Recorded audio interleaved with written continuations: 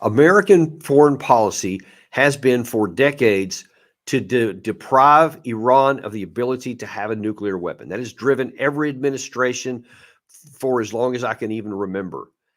The United States is now at risk of potentially taking action to in response to the 3 American troops that were killed a few days ago that could actually undo everything that we've done and could lay the foundation for Iran to have an accelerated drive to get nuclear weapons.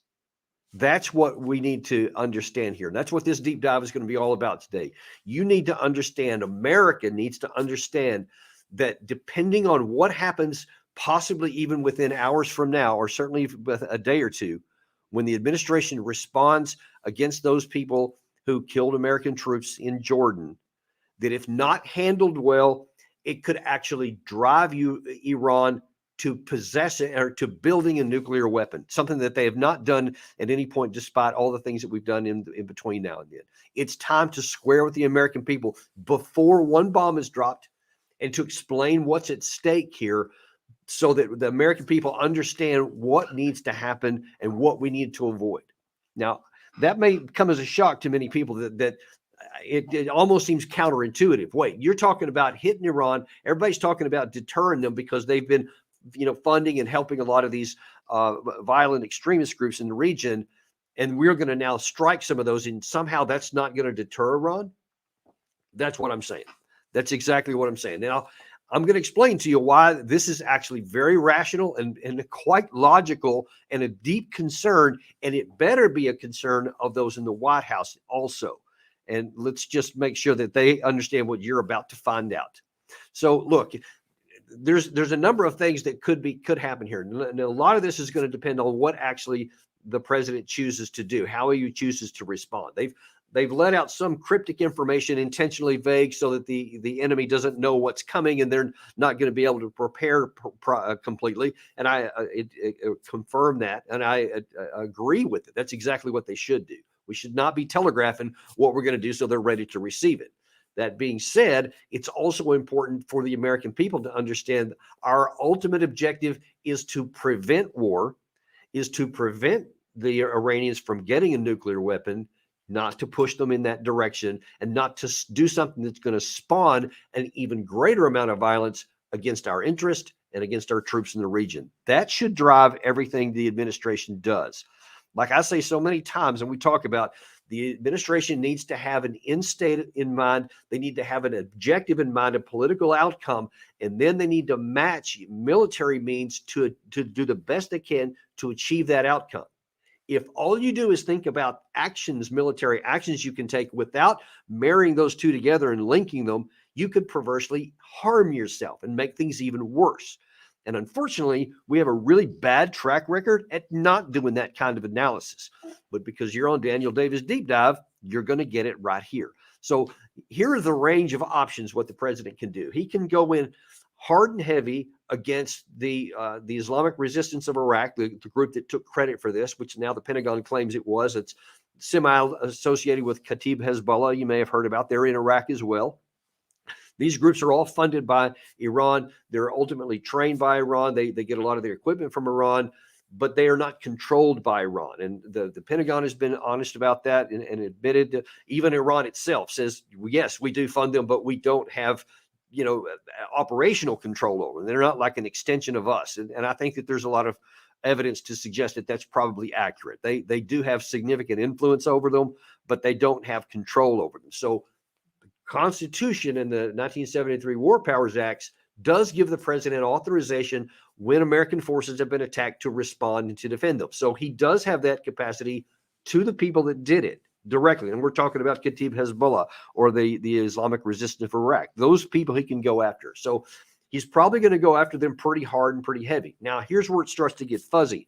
He can also go after the Iranian IRGC. That's the group, basically the military arm of the Ayatollah's forces in the region there. He can go after them as well because they do a lot of the training, the physical training and supplies for some of these groups as well. They have locations in Syria, in Iraq, and elsewhere in the region.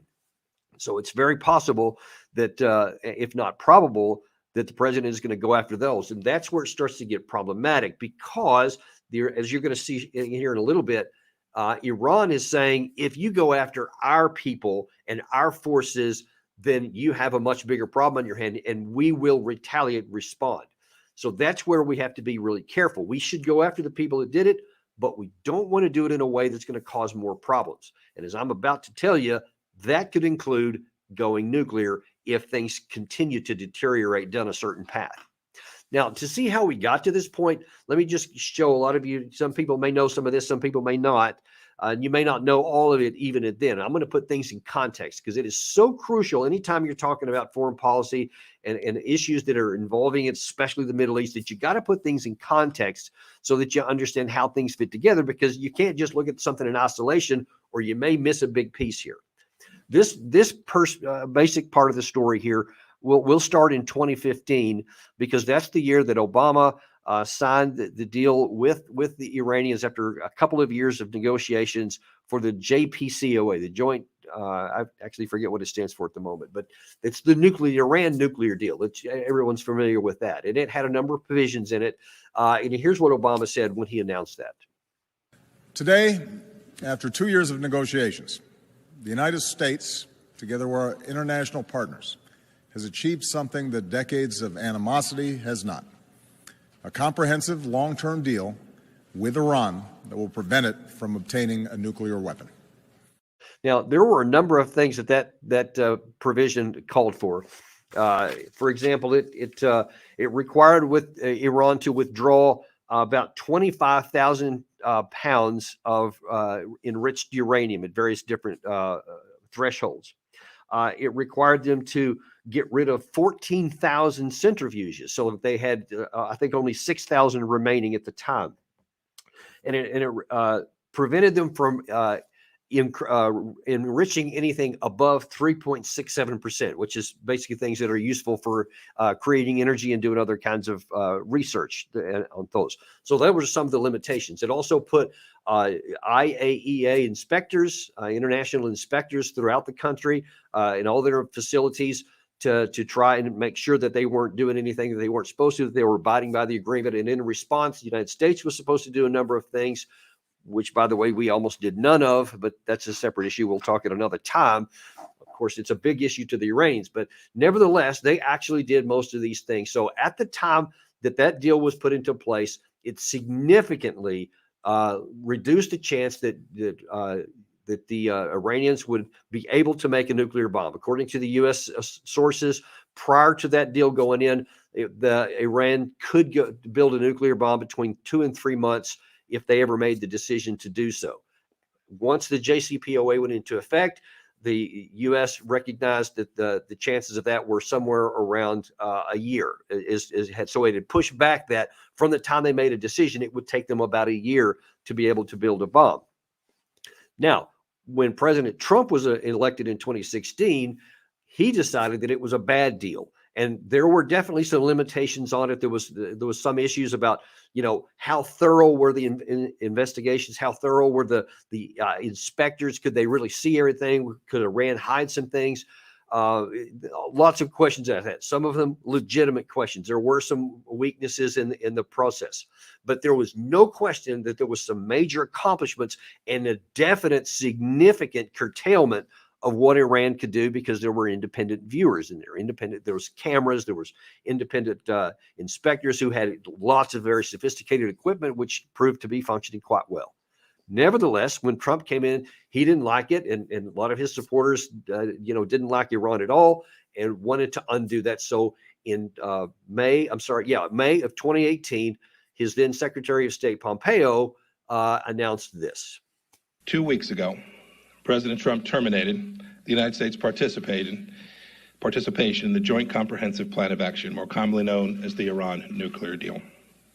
President Trump withdrew from the deal for a simple reason. It failed to guarantee the safety of the American people from the risk created by the leaders of the Islamic Republic of Iran. We'll continue to work with allies to counter the regime's destabilizing activities in the region, block their financing of terror, and address Iran's proliferation of missiles and other advanced weapon systems that threaten peace and stability.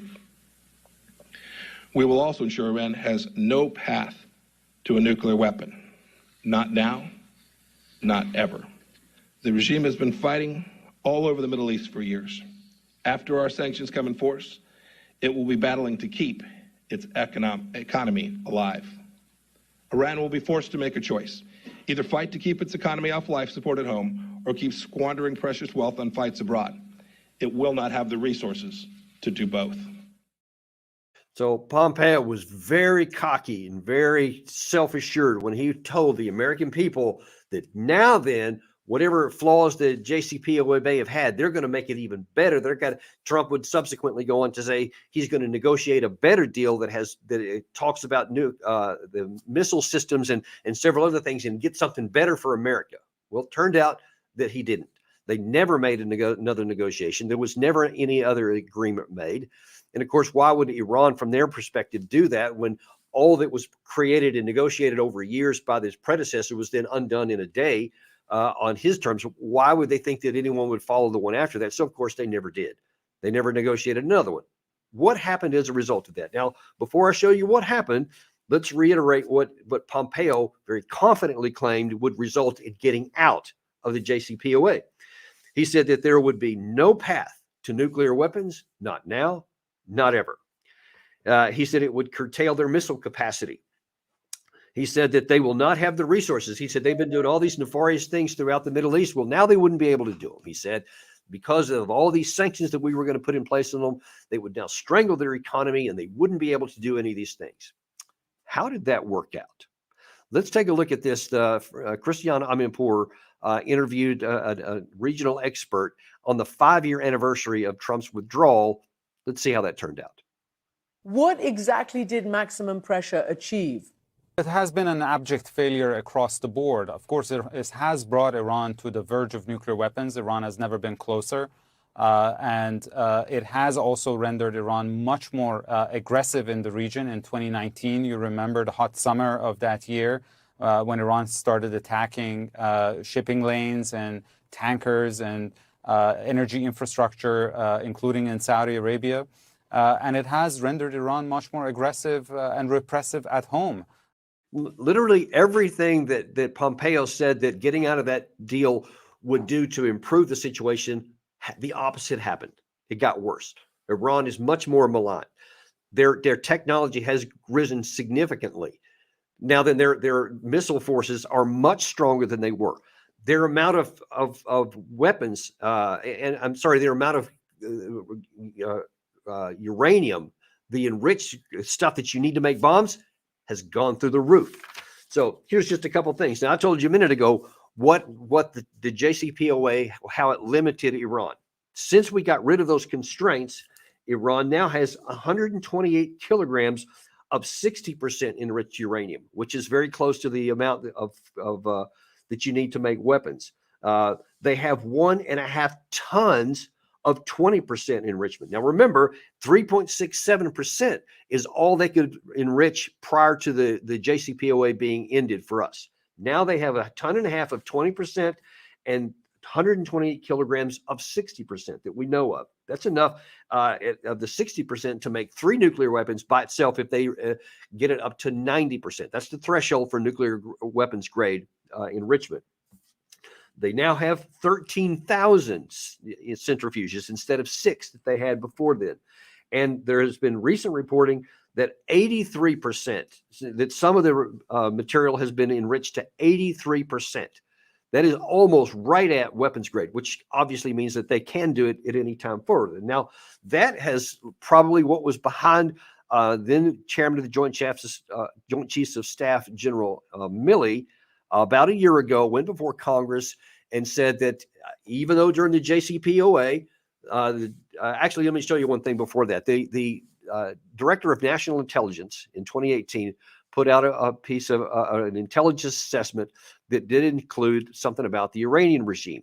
And in terms of how far it would take them to get a bomb, they said Iran's implementation of the JCPOA has extended the amount of time Iran would need to produce enough fissile material for a nuclear weapon from a few months to about a year. That's what it was then. Now then, after we got out of that deal, because that was about 2 months before Pompeo's announcement you saw a second ago. Now then, in 2023, in March of 2023, here's what the chairman of Joint Chiefs of Staff said now is the case. Iran threatens to push the Middle East into regional instability by continuing its support to terrorists and proxy forces. Also, Iran is taking actions to improve its capabilities to produce a nuclear weapon, should it make the decision to do so, while continuing to build its missile forces. From the time of an Iranian decision, as you have heard in previous testimony from members of OSD, Iran could produce fissile material for a nuclear weapon in less than 2 weeks, and would only take several more months to produce an actual nuclear weapon. So we went from a few months before the JCPOA for a breakout capability for nuclear weapons to a year during the JCPOA to now a couple of weeks. Okay, and that was a year ago. So look, by any objective analysis, the JCPOA was better for the United States and worse for Iran than getting rid of it. And it is immeasurably worse now. So now then, the key phrase that he used in there was from the time they make a decision. So at this point, Iran has not made a decision. The CIA has said this almost consistently for decades, that Iran has not made a decision to do it. They have the technical capacity, they have the physical capacity to do it, but they have not made a decision to do it, so they haven't. Now, if you give somebody an incentive not to, then there's a much higher chance that they don't do it. When you do the opposite, and when you give them an incentive to do it, what do you think the chances are that they're going to move in that direction? Well, you see tangibly already, it's gone from a year to a couple of weeks. So they've already closed that gap a long way. And again, let me remind you, our standing strategic objective is to prevent Iran from getting a bomb. Now, why would Iran want a bomb? Let's kind of take a look at that for a second. Look at North Korea. North Korea is a very weak country, and in comparison to the United States and even to South Korea, and the one ace in the hole they have to keep the United States or any of our allies from attacking them is nuclear weapons. That's why they developed nuclear weapons. Now they have an inventory, and so they feel pretty safe about an attack from the United States because they know correctly that we're not going to attack them if we know that they have the capacity to launch a nuclear weapon. Now they have an ICBM capacity that can actually strike American mainland, not just our assets in the Indo-Pacific region. They also saw Muammar Gaddafi, who, before he was deposed, actually made a deal with the United States, with the Obama administration, to get rid of his nuclear program in exchange for promises of all kinds of assistance, which also never materialized. But as soon as he got rid of his nuclear program, then we came in with jets, along with several other of our partners in the region, and helped depose him from power. And he was eventually murdered in the streets like a dog. So everybody watches that too. So they say, okay, when you get rid of your weapons, then you get knocked out of power and you are powerless to do anything about it. North Korea has nuclear weapons, and now then they have a deterrent to keep us from attacking them. Now then we get back to Iran. Now, if you don't want Iran to go down the North Korea path, what makes total sense? Give them a reason to not go with the bomb. So make sure that they know that they don't have anything to fear of us attacking them. Now then we have, in the light of this attack against our troops, where 3 were killed a few days ago, you have this from Lindsey Graham, who's kind of representative of a whole class of people who are advocating exactly the opposite that we need. Biden has yet to hit Iran directly. The Iranians could care less how many Houthis you kill. They could care less how many Iraqi militia you killed. The only way they will change their behavior and stop killing Americans and attacking our troops and trying to bomb ships in the Red Sea is for Joe Biden to hit their oil infrastructure and start killing their soldiers inside of Iran. We've talked about this a number of times, how easy it is for Lindsey Graham to talk about killing somebody else. He's always wanting to kill Iranians. He has no problem with that. He is oblivious, though, to how much that undercuts our national security.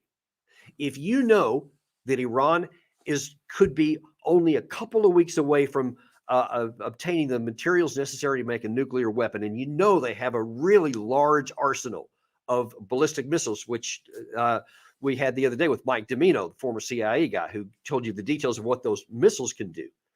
If you know that they have the delivery capacity, but they don't have the nuclear weapons, and you want to say, yeah, let's go and kill a bunch of Iranians, what do you think that's going to do to Iran and their decision of whether they should or shouldn't rush to the bomb?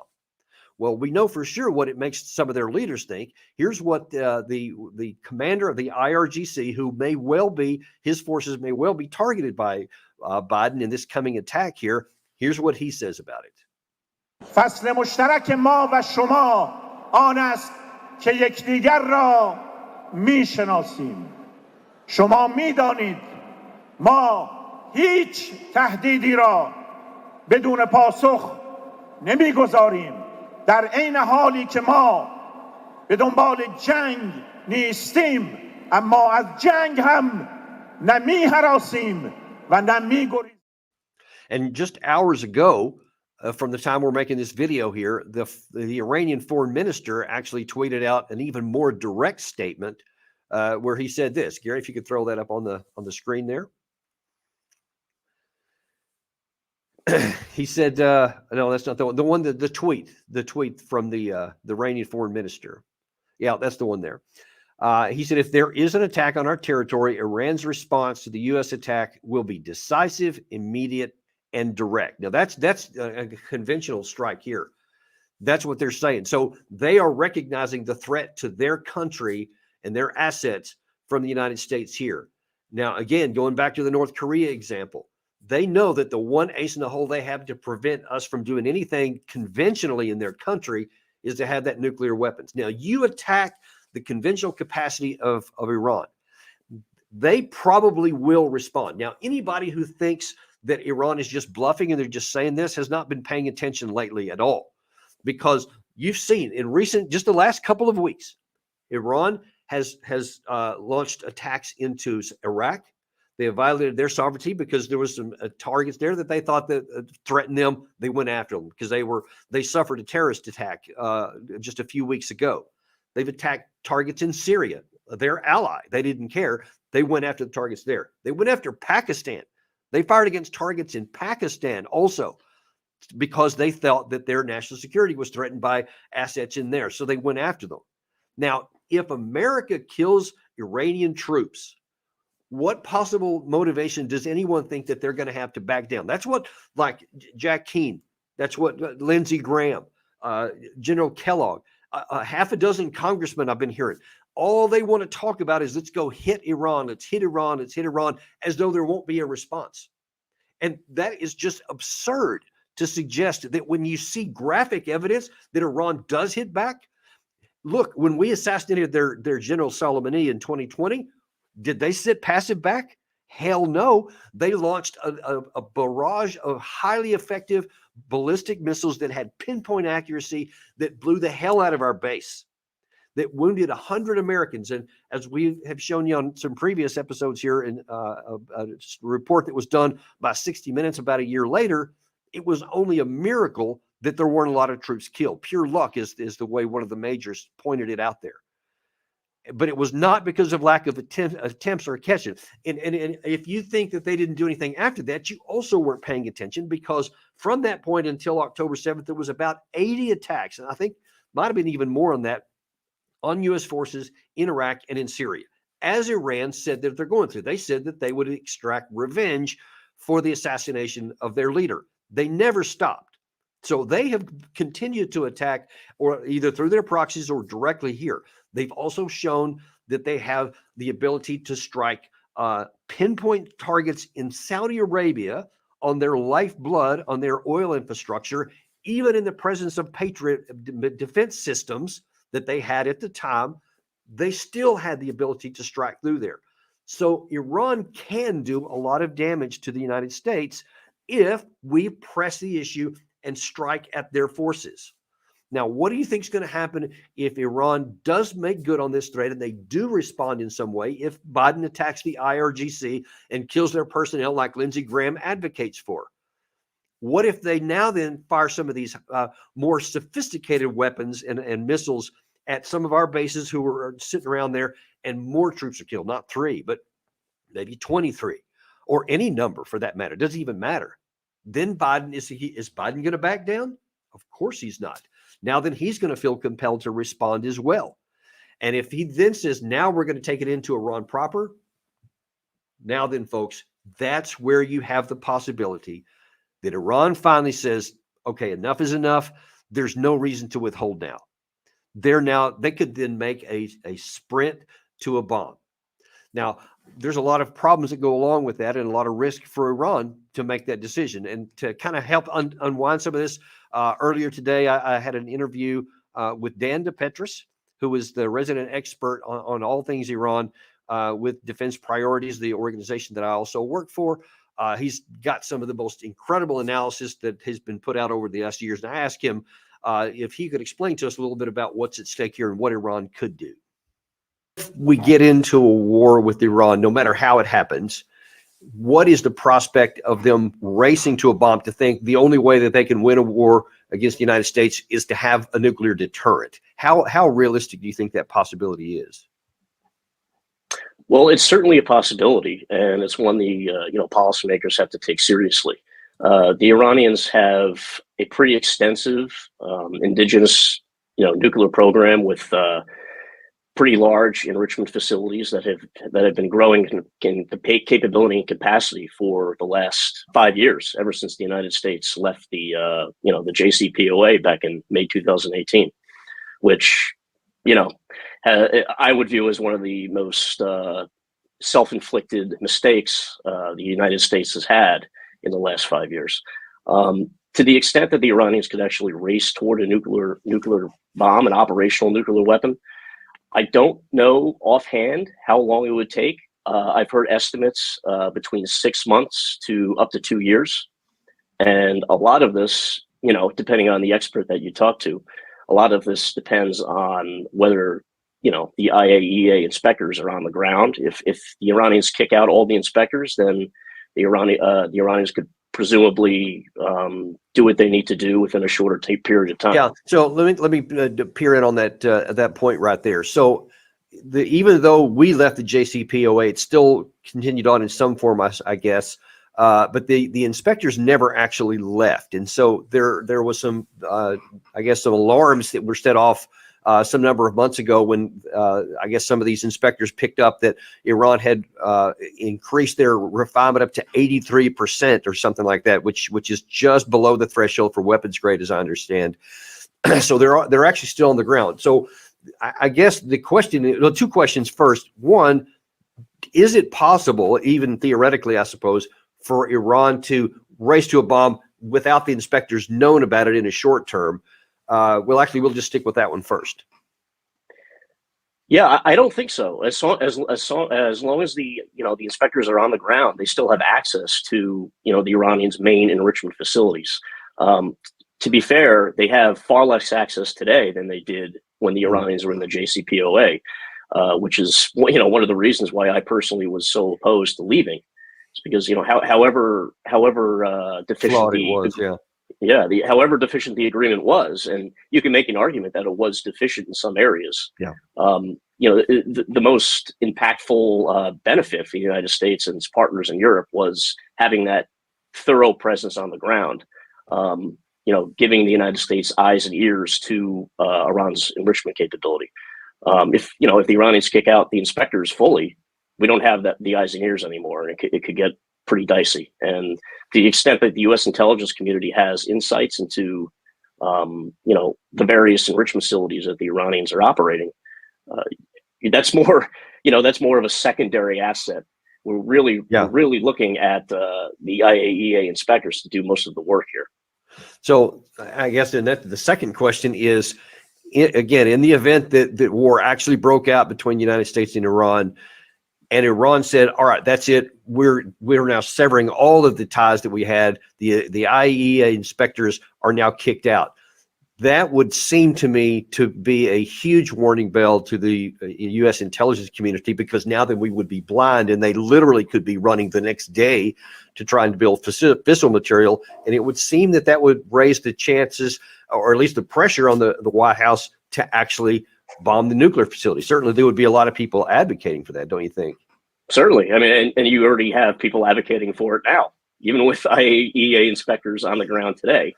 The administration would probably take such a move very, very seriously, and they would probably jump to the conclusion that the Iranians made the strategic decision to weaponize their nuclear facilities, which to date they have not done.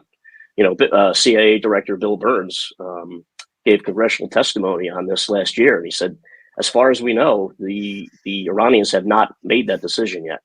If they kick out all the inspectors and there's no IAEA presence on the ground, I think the administration would come to the conclusion that that decision has been made, and then we get into a whole new ball game, and it can get very risky very quickly. So now, do you have any knowledge about what Iran has been doing over the last several years to harden their facilities, expecting that at some point we may attack them? Do they have hardened underground facilities that would be difficult or impossible for us to get to, or are all their facilities actually vulnerable to attack?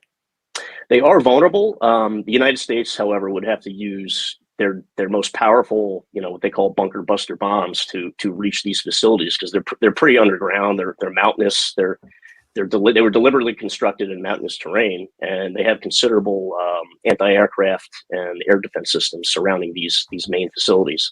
So even an operation to take out the buildings would not be foolproof. There would be costs associated with doing it on the U.S.'s part, and to the extent that it's successful, that's an open question. So how serious do you think it is that Iran could go to a nuclear weapon, or better phrased a better way?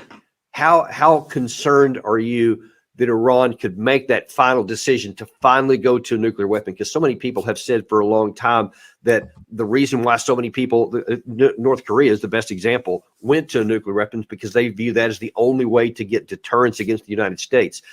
In the event that we start getting rounds back and forth fired between Iran and the United States, and especially if it crosses that line into Iranian territory itself, what are your concerns that Iran may then make that decision to leap that final piece over and actually get a weapons facility, a weapons program?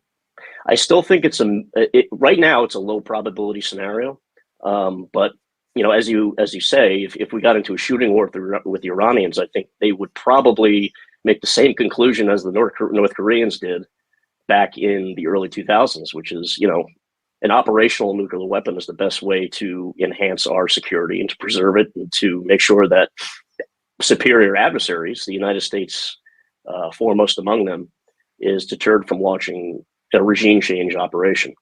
So what do you think is the best antidote to that? What can we do the best to prevent them from making that decision? The best way is not to get into a shooting war with Iran.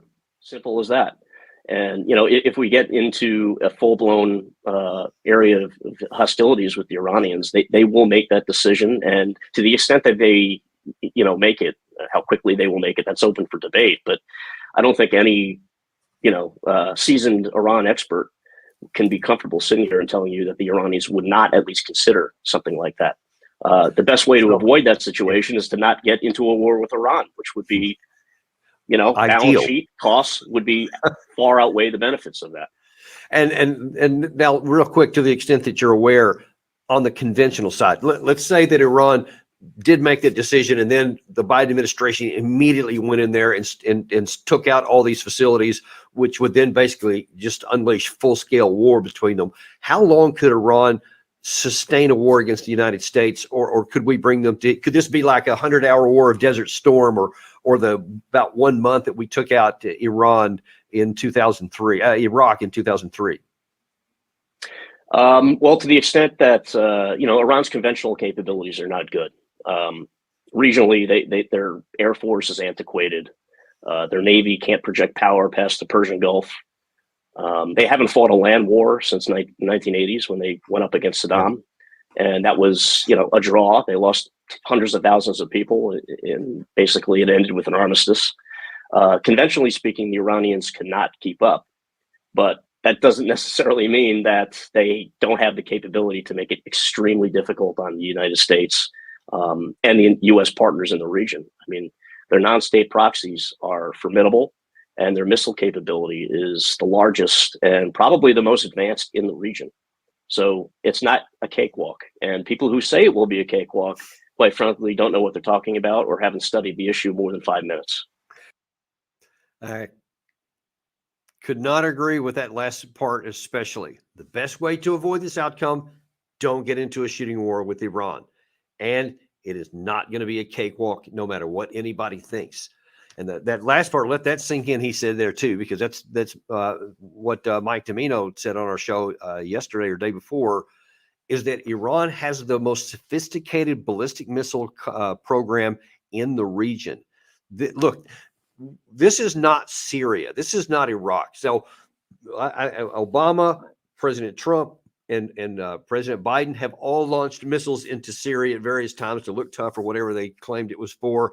And Syria couldn't do anything about it. So they attacked directly into Syria. Obviously, we're still, our troops are without any authorization occupying a part of Syria to this day. They can't do anything to kick us out. Iran is not Syria. Iran is not Iraq. They have the ability to project power out here, and they have the ability to harm us. And yes, what Dan said is correct. Their Air Force is antiquated. They basically have nothing but speedboats for a Navy, so they can't compete with us on there. But those speedboats can do some harm. They can shut down the Strait of Hormuz. They can mine it. They can do a lot of harm in there. Those ballistic missiles can cause significant damage on our forces on a conventional level. So they have ways that they can really hurt us in ways that no other country has for a long, long time.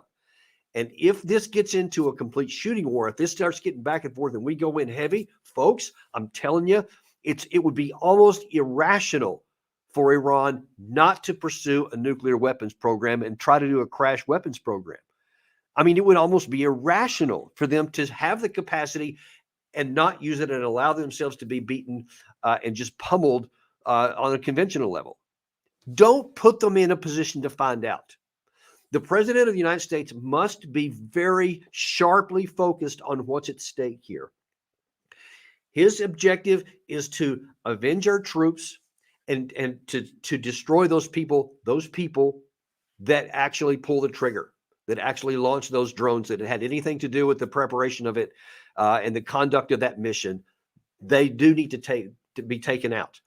But concurrent with that, he also needs to protect the rest of our troops there. And as I have been saying for months and for years, those troops, all the rest of those troops on the ground are nothing but points of vulnerability that can get us sucked into a war if more of them get killed. Why not get them out of there? Just reposition them. You don't have to take them out of the Middle East. Just get like all of these red dots you see on the map in there, consolidate them at some of the more defensible air bases that we have, where we have lots of really good anti-aircraft systems, and then just limit the amount of places where we can even be vulnerable so that they can't even get to us. That's what we should be doing. Then you don't have to worry as much about what Iran's going to do, because you can keep them contained because they don't have the ability to project power outside of their borders beyond what they can shoot missiles at. And they're not going to attack missiles. They're not going to use some of these missiles here to just attack on an offense, U.S. or its allies here, because they know they'll receive it back. They have these missiles as a deterrent to defend themselves. They're not going on the offense.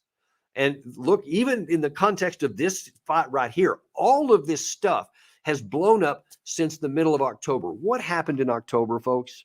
What's going on in the Middle East right now that has so many people up in arms? What are the Houthis doing down in the Red Sea? What are the Kataib Hezbollah doing against our troops in the Middle East? They all are doing the same thing. They're fighting on behalf of the Palestinian people because they don't like what Israel's doing, and they don't like the fact that we're supporting Israel. You can't talk about these things without talking about the elephant in the room. That's what's driving all of this stuff. So you got to deal with all of it. But the first thing we need to do, get those troops out of the harm's way so that they're no longer a point of vulnerability, so that we don't get drawn into a war, or we don't start this, escalation situation where we hit Iran and then they hit some of the back, and then we have to hit them back harder, and all of a sudden you're in a war. There is nothing that's in the Middle East, folks, that is worth the death of one American. We've already lost 3. We don't need to lose a single another American troop. There is nothing that's going on there that's worth the death of one American.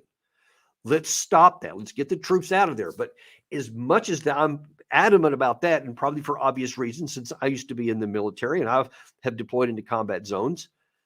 The bigger issue for the nation, we dare not get drawn into a war that could then push Iran. They could make that fateful decision that they have thus far not chosen and actually seek to have a nuclear weapon. And let me tell you one thing, if there's any doubt in your mind, if Iran does this and one day all of a sudden out of nowhere there's a nuclear blast at an underground facility, or God forbid there be one in the open air somewhere in the middle of Iran, the world as you know it will radically change forever. Security dynamics will just change out. You can't imagine the ripple effects this would have. Because now then Saudi Arabia is not going to sit there passively. They're going to develop their own nuclear weapon for their own deterrence. Others in the region will probably also follow suit. And you could have an escalation that no one can control. And America won't be able to tell Saudi Arabia not to do it then. The minute that you see a nuclear detonation of a test of any sort by Iran, everything changes. And now all of a sudden, we lose the capacity to launch missiles into there or risk a nuclear weapon coming out against us or our allies. It changes everything. We should never get into a position where that's even possible. So let's get our troops out of there. Let's do everything we can to end the Israeli-Hamas war, because that's not in our interest either. Everything is focused on doing what makes sense, what's logical. What we're doing so far is not logical. It does not make sense. It does not keep us safer. It raises our vulnerability, and it increases the risk that one day we push Iran into a nuclear weapons program that otherwise they may never choose. That's what's at stake here. So before President Biden launches one missile or one rocket against anybody, has anything to do with Iran, that needs to be carefully weighed, and the American people deserve to have this talk to him. He should talk to the American people before he does any of this to make sure that he tells everybody what's at stake here. What I don't want him to do is just to not even think about these things and just take some action and hope it works out all right. It's never worked out very well for us, and this could be catastrophically wrong. I pray to God that day never comes. Thank you very much for watching today. This is your deep dive. We're going to remain unintimidated and uncompromised in giving you all the information that you need. Nobody else is telling you. I've not heard anyone else warn about the possibility of this strike possibly leading to Iran making a decision to make a nuclear weapon. And that is not an isolated fringe possibility here, as I've just laid out to you. It's rational for them if things continue to escalate up the ladder. That's on the rung somewhere. Let's don't find out where that is. Thank you very much. Like and subscribe to this, and we'll see you on the next episode of Daniel Davis Deep Dive.